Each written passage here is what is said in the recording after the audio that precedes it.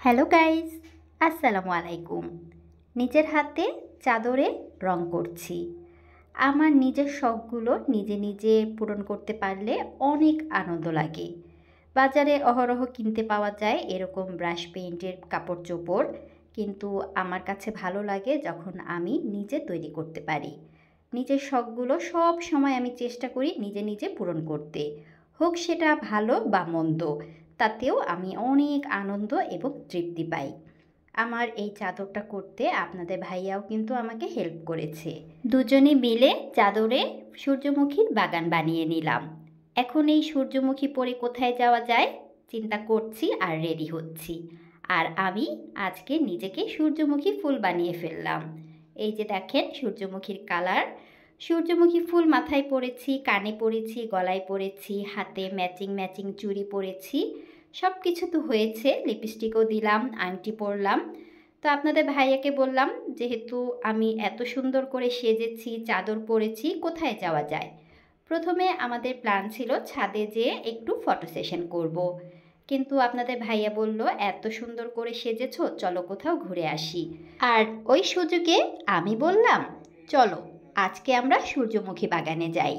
আমি নিজে সেজেছি সূর্যমুখী, আর সূর্যমুখী বাগানে যেয়ে সূর্যমুখী ফুলের সাথে করব আমি মিতালি। তো যেই ভাবনা সেই কাজ, বাসা থেকে দুজন বেরিয়ে পড়লাম।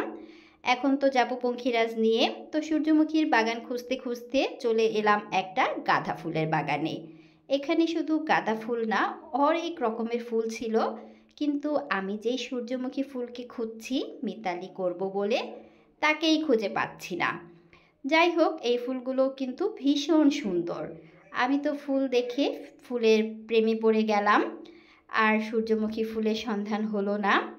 তো আপনাদের ভাইয়া বলল, চলো অন্য কোথাও যাই। আর যখনই আমি এই হাতির ঝিলের রাস্তা দিয়ে চলাচল করি, এই লেকটা দেখলে বা হাতির ঝিলের ব্রিজগুলো দেখলে আমি কিন্তু সব সময় বাইক থেকে নিচে নামি। আর আপনাদের ভাইয়াকে কখনোই বলতে হয় না বাইক থামাও, আমি একটু নামবো। জায়গা মতো এসে সে নিজেই বাইকটাকে থামিয়ে দেয় আর আমাকে বলে, যাও তোমার পছন্দের জায়গায়। এই হাতির ঝিলের লেকের পানিটা আমার ভীষণ পছন্দ। শুধু হাতির ঝিলের পানি নয়, যে কোনো পানি আমি অনেক পছন্দ করি। পানি আমার এত ভালো লাগে যে পানি দেখলে ধরতে ইচ্ছে করে, ছুঁতে ইচ্ছে করে। যদিও আজকে ধরা ছোঁয়ার কোনো উপায় ছিল না, শুধু দূর থেকে দেখলাম। দেখে দেখে মন ভরিয়ে এখন যাচ্ছি আবার সূর্যমুখীর সন্ধানে। দেখা যাক আপনাদের ভাইয়া আমাকে কোথায় নিয়ে যাচ্ছে সূর্যমুখীর সাথে মিতালি করাতে। আর সেই ভিডিও নিয়ে আসছি আপনাদের সাথে পরবর্তীতে। সবাই ভালো থাকবেন। আজ এখানেই বিদায় নিচ্ছি। আল্লাহ হাফেজ।